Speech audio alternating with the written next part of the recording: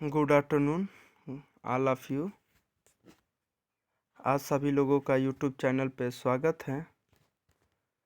आज हम चर्चा करेंगे हिंदी के वर्णमाला भाग पे। वर्णमाला बहुत ही महत्वपूर्ण टॉपिक है और बहुत ही छोटा टॉपिक है। यदि हम इसको पढ़ लेते हैं, समझ लेते हैं, तो हमें आगे आने वाले टॉपिक्स पे बहुत ही आसानी होगी। यदि हम बात करें कि हमें वर्णमाला पढ़ने के बाद क्या लाभ होने वाला है, तो वह लाभ या फायदा यह होने वाला है कि वर्णमाला पढ़ने के बाद आप लोग संधि, समास और छंद, ये आप 3 टॉपिक बहुत ही आसानी से पढ़ सकेंगे और समझ सकेंगे। इसलिए आप लोगों को वर्णमाला का अच्छी तरह से पकड़ होना चाहिए, समझ होना चाहिए। सो गाइज, हम उम्मीद करेंगे कि आप सभी लोग कलम और कॉपी लेकर बैठे होंगे। ठीक है, अगर नहीं बैठे हैं तो लेकर बैठ जाइए और आगे हम चर्चा करेंगे वर्णमाला के बारे में। परिभाषा, प्रकार, कितने होते हैं वर्ड, सभी के बारे में चर्चा होगी। सो गाइज, समय न गवाते हुए हम चलते हैं अपने टॉपिक पे। Thank you. हाँ, यदि हम परिभाषा की बात करें कि वर्णमाला की परिभाषा क्या होती है, तो गाइज हम देखेंगे कि वर्णों के क्रमबद्ध एवं व्यवस्थित समूह को वर्णमाला कहते हैं। यहाँ पे वर्ण की बात की गई है और उसको हम क्रमबद्ध रखें कि एक क्रम में रखें, निर्धारित क्रम होता है एवं व्यवस्थित समूह में होता है, उसी को हम वर्णमाला कहते हैं।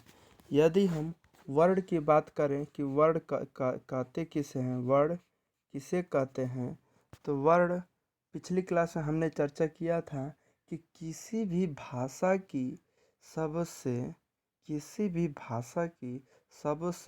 सूक्ष्मतम इकाई वर्ण कहलाती है, जिसका हम टुकड़े नहीं कर सकते हैं। ठीक है, आगे हम चर्चा करेंगे कि वर्णमाला के भेद, वर्णमाला कितने प्रकार की होती है। तो यहाँ पे वर्णमाला 2 प्रकार की होती है, या वर्णमाला के 2 भेद होते हैं। पहला है स्वर और दूसरा है व्यंजन। यदि हम इनकी संख्या की बात करेंगे तो स्वर होते हैं 11, व्यंजन होते हैं 33। तो इस तरह से आपका उच्चारण की दृष्टि से देखेंगे तो आपका हो जाएगा 44 वर्ण। वर्णमाला में टोटल 44 वर्ण। यदि हम लिखित रूप में देखेंगे, लिखित रूप में जो आप लोगों के नोट्स में, कॉपी में, प्रत्येक जगह जितने भी वर्ण दिखते हैं तो उनकी संख्या हो जाती है 52। जो लिखित रूप होता है वह 52 होता है, जो उच्चारण की दृष्टि से होता है वो 44 होता है। ठीक है गाइस, हम चर्चा करेंगे आगे कि कैसे 52 होंगे और कैसे 44 होंगे। ठीक है गाइस, ठीक है, आगे देखते हैं कि स्वर कहते किसे हैं। स्वर किसे कहते हैं, तो स्वर की परिभाषा की बात करेंगे तो वे वर्ण जो उच्चारण में किसी का सहयोग नहीं लेते उन्हें स्वर कहते हैं। मतलब कि कोई भी वर्ण होगा, उसका उच्चारण करने में किसी का सहयोग नहीं लेना है। किसी का सहयोग, किसी का मतलब कोई भी व्यंजन वर्ण या कोई भी वर्ण का हम सहायता नहीं लेंगे। किस में? स्वर के उच्चारण में। देखिए, आपके सामने दिया है एग्जाम्पल स्वर में। अ है, आ है, ई, उ, ए, ऐ, ओ, औ, अंक, अह। ये आपके स्वर वर्ण होते हैं और अंतिम के जो अंक और अह है, इसको हम अयोगवाह कहते हैं। इसे हम अयोगवाह कहते हैं। यदि हम बात करें कि स्वर वर्ण कितने होते हैं तो आप कहेंगे कि 11 होते हैं। स्वर वर्णों की संख्या कितनी होती है? 11 होती है। ठीक गाइज, हम बात करेंगे कि अयोगवाह किसे कहते हैं। यदि अयोगवाह की परिभाषा की बात करें, अयोगवाह, तो आप लोग कहीं लिख लीजिए या ध्यान पूर्वक सुन लीजिए। अयोगवाह वर्ण उसे कहते हैं, ध्यान से सुनिएगा, यह न तो स्वर होता है और न ही व्यंजन, लेकिन यह स्वर और व्यंजन के साथ प्रयोग किया जाता है। ठीक है, परिभाषा एक बार फिर से सुनेंगे अयोगवाह की। यह न तो स्वर होता है और न ही व्यंजन, इसका प्रयोग हम स्वर या व्यंजन के साथ करते हैं। ठीक है गाइज, आगे हम चर्चा करेंगे स्वर के ही बारे में कि स्वर का जो मात्रा रूप होता है वह कैसे होता है। ठीक, वह किस तरह से मात्रा का प्रयोग किया जाता है स्वर में। तो आप लोगों ने स्वर में देखा, स्वर वर्णों की संख्या होती है 11, लेकिन हम मात्रा के रूप में देखेंगे तो इनकी संख्या होती है 10। देखिए, और आ की मात्रा, छोटी ई की मात्रा, बड़ी ई बड़ी की मात्रा। देखिए गाइज, यहाँ पे सबकी मात्राएं दी गई हैं और सिवाय एक की मात्रा नहीं मिली है, वो है आपका अवर्ण। जो अवर्ण है इसकी मात्रा का रूप नहीं होता है, इसलिए मात्रा के आधार पर स्वरों की संख्या कितनी होती है? 10 होती है। ठीक है, अब चलिए अब पढ़ते हैं स्वर के प्रकार के बारे में, स्वर के भेद, स्वर के कितने भेद होते हैं। तो हम चर्चा करते हैं कि उच्चारण काल के आधार पर स्वरों के 3 भेद होते हैं। काल का अर्थ होता है, बताइए गाइस, काल का क्या अर्थ होता है? काल का अर्थ होता है समय। काल का अर्थ होता है समय, अर्थात उच्चारण में लगने वाले समय के आधार पर स्वरों का भेद। स्वर 3 प्रकार के होते हैं, किसके आधार पे? उच्चारण के समय कहिए या उच्चारण काल।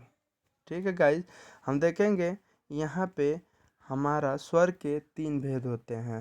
स्वर के 3 भेद होते हैं। पहला होता है ह्रस्व स्वर। पहला होता है आपका ह्रस्व स्वर।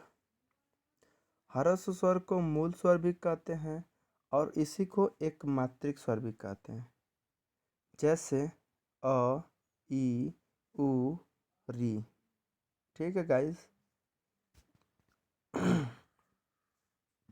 अगला है आपका दीर्घ स्वर।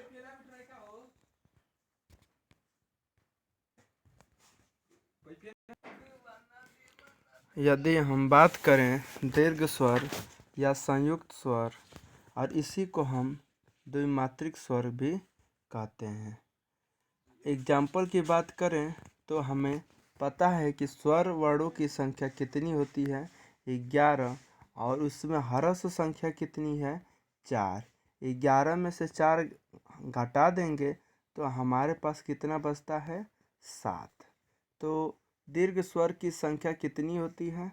7 होती है। अ, ई, उ, री को छोड़ दीजिए, यहाँ पे देखिए, इस ऊपर दिया गया है स्वर, और यहाँ पे हम बात करें अ, छोटी ई, छोटा ऊ और री, इसको छोड़ देंगे तो शेष जितने बचे वे सभी आपके क्या हो गए? दीर्घ स्वर हो गए। जैसे आ, 1, 2, 3, 4, 5, 6, 7। ये जो हैं आपके 7 जो हैं आपके दीर्घ स्वर, द्विमात्रिक स्वर या संयुक्त स्वर हो गए। अब बात करते हैं प्लूत स्वर या त्रिमात्रिक स्वर। ये इसके एग्जाम्पल हैं ओम, राम, या इसका सिंबल होता है, प्रतीक होता है इस तरह से तीन। तीन इस तरह से बनाइए, चाहे इस तरह से यस बना दीजिए तिरछा में। ये जो है आपके सिंबल जो मिलेंगे ये प्लुत स्वर के होते हैं। इसका प्रयोग सामान्यतः हिंदी में न करके संस्कृत में किया जाता है। सो गाइस, अब हम चर्चा करेंगे इसके परिभाषा के बारे में। जो आपका स्वर के भेद हैं इसकी परिभाषा के बारे में बात करेंगे। तो आप लोग ध्यानपूर्वक देखिएगा कि परिभाषा होता क्या है। अगर हम ह्रस्व की बात करेंगे कि ह्रस्व स्वर किसे कहते हैं, तो ध्यानपूर्वक सुनिए और लिख लीजिए। वे वर्ण जिनका उच्चारण करते समय बहुत ही अल्प समय या कम समय लगता है उसे हम ह्रस्व स्वर कहते हैं। ठीक है, एग्जाम्पल आप लोग देखिए, ये जो 4 हैं यही एग्जाम्पल हैं।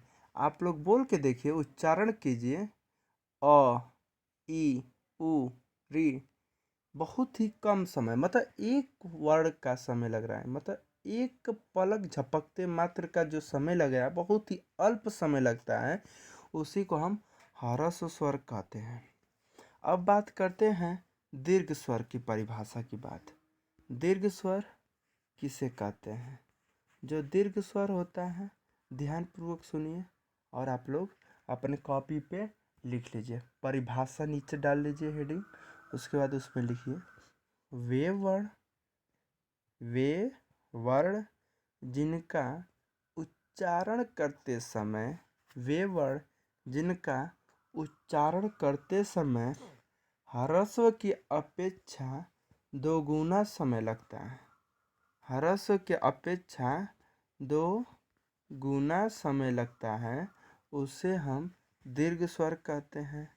या फिर 2 वर्णों के बराबर का समय लगता है, या 2 वर्णों के बराबर का जो समय लगता है उसे हम दीर्घ स्वर कहते हैं। जैसे आ, देखिए इसमें 2 वर्ण का समय लग रहा है, आ, ई, उ, ए, ए, औ, औ। देखिए गाइस, यहाँ पे संयुक्त स्वर भी कहा जाता है। दीर्घ स्वर को ही संयुक्त स्वर कहा जाता है। वह इसलिए कहा जाता है क्योंकि देखिए, दीर्घ स्वर इसलिए कहा जाता है क्योंकि इसमें जो है ना, आ का उच्चारण करते समय हमें अ प्लस अ, मतलब 2 बार का जो अ है, अ और अ मिलकर बना है आ, इसीलिए हम इसे बोलते हैं संयुक्त स्वर। आ, ई, इसी प्रकार बड़ी ई बना है, छोटी ई प्लस छोटी ई। आगे देखेंगे, सॉरी गाइज, यहाँ पे छोटी ई प्लस छोटी ई से मिला है बड़ी ई। उसके बाद ऊ है, बड़ा ऊ भी, ऊ प्लस ऊ। ए है, अ प्लस ई से मिला है ए है, अ प्लस ई, अ ई, अ और ई बोलेंगे तो ए आएगा, अ और ऊ, अ प्लस ऊ जब बोलेंगे तो आपका हो जाएगा ओ। और ऐसे ही अ के साथ बड़ा ऊ का जब प्रयोग करेंगे तो वो हो जाएगा आपका औ। ठीक है गाइस, इसलिए यह संयुक्त स्वर होता है और द्विमात्रिक स्वर भी होता है। एक बार फिर हम पुनः परिभाषा की बात करेंगे दीर्घ स्वर की, कि वे वर्ण जिनका उच्चारण करते समय हमें ह्रस्व की अपेक्षा 2 गुना समय लगता है, या जिन वर्णों का उच्चारण करते समय हमें 2 वर्णों का समय लगता है उसे हम संयुक्त, द्विमात्रिक या दीर्घ स्वर कहते हैं। अब चर्चा करेंगे हमारा आखिरी का जो पार्ट्स है वह है प्लूत स्वर। आगे का जो परिभाषा की बात करें, प्लूत स्वर की परिभाषा की बात करेंगे कि वे वर्ण जिनका उच्चारण करते समय हमें 3 वर्णों का समय लगता है, या कह सकते हैं ह्रस्व या दीर्घ की अपेक्षा ज़्यादा समय लगता है, या हम ये भी कह सकते हैं कि जिन वर्णों के उच्चारण में 3 मात्रा का समय लगता है उसे हम प्लूत स्वर कहते हैं। ठीक है गाइस। और हम परिभाषा की बात करेंगे, उदाहरण की बात करेंगे तो यहाँ पे देखिए ओम, राम। जैसे ये दिखने में तो ऐसे है, लेकिन जब हम किसी चीज़ को बोलते बहुत ज़ोर से बोलते हैं, जैसे कोई व्यक्ति है बहुत दूर है, खेत में है, तो उसको हम बुलाते हैं ए राम। जो समय लग रही है उसी के तो हम कह रहे हैं प्लुत। त्रिमात्रिक जो जहाँ पे ज़्यादा समय लगे उसे हम प्लुत स्वर कहते हैं। ओम, जब हम लोग मंत्र का उच्चारण करते हैं तो यहाँ पे प्लुत स्वर का प्रयोग किया जाता है। सो गाइज, आज की वीडियो में हम बस वर्णमाला के स्वर के बारे में ही चर्चा करेंगे। अब बाकी का चर्चा हम व्यंजन पे करेंगे, और अगले वीडियो में हम व्यंजन पे चर्चा करेंगे।